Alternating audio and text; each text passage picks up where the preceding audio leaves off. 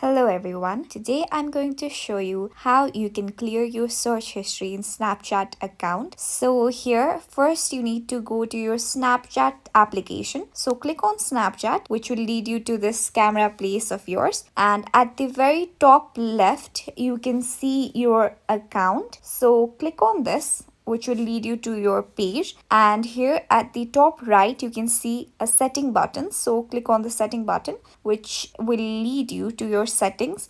So here are a lot of options to change in your account in your Snapchat, but you need to go and scroll at the very down where it is written account actions. Here are a lot of options for clearing different things in your Snapchat, but you need to click on the one that says clear search history. So I'm going to click on clear search history. It will again ask for your permission in order to clear all your search query history. So you need to click on clear, and once you've done that, your search history is cleared and you're done. Thank you.